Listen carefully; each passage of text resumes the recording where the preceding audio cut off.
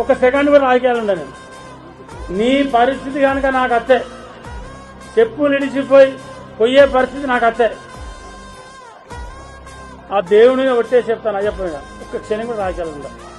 ఒక క్షణం కూడా అటువంటి రాజకీయాలు చేయం, అటువంటి దొంగ పనులు చేయం, అటువంటి లుచ్చ పనులు చేయం. రేకులు ఎత్తుకపోవడు, కట్టెలు ఎత్తుకపోవడు, ఇసుక పోసుకొని అమ్ముకున్నాడు, మట్టికి పైసలు తీసుకున్నాడు. ఏది నిరూపిస్తే క్షణంలో రాజీనామా చేస్తాం. ఒక్కటి ఏది నిరూపించినా కూడా, ఏది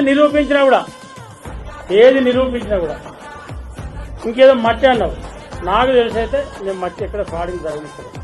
ఏదో గుట్టల పేరు చెప్పినావు, కాసుల వల్ల గుట్ట అంతా నీ వేసుకోపోయి కాలేజీలో వస్తుంది. దాన్ని కూడా తీసుకుపోయాడు మంచి ఒప్పుకోడు. నువ్వే కదా ఎమ్మెల్యే ఉన్న 2 ఏళ్ళు లాస్ట్ అదే నడిపిస్తే కాసుల వల్ల గుట్ట మట్టిని కాలేజీ కూడా రోజుంటా 60 ఎకరాలు 2 ఏళ్ళు కొట్టిండు గుట్ట. 2 ఏళ్ళు కాసుల వల్ల గుట్టలు ఏది అక్కడ సగవానికి 30,000. ఇటువంటి దొంగ నువ్వు మమ్మల్ని అంటే ఏమవుతుంది? మరి మాట్లాడిన కనీసం చెప్పబోతే ఫలానా రైస్ మిల్ కడిగెత్తాడు, ఫలానా రైతు కట్ అయినాయి అంటే మీరు రెక్టిఫై చేసే ప్రయత్నం చేస్తాం. మా దృష్టికి వచ్చినాయి అయితే నేను నిజంగానే రెక్టిఫై చేసే ప్రయత్నం, నిజంగా కూడా మీ ఇంత కూడా సరే అక్కడక్కడ నీకు తెలిసిన కాబట్టి చెప్పు. మాకు మంచి సలహా విజయరమణారావు గారు ఫలానా దగ్గర కట్ అయినాయి, లేదంటే నాకు చెప్పబోదు కాకుండా మా కింది లీడర్లు చెప్పు, మా అన్నయ్య భరించే ప్రయత్నం చేద్దాం. అవేవి చేయవు, అవి చెప్పవు.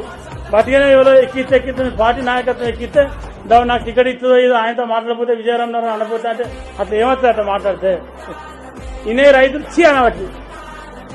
ఈయన చూసే రైతు బుద్ధున్న ఆయన 10 కిలోలు 20 కిలోలు కట్టాయని సిగ్గు లేకుండా మాట్లాడతాను నేను అంటారు అందరు.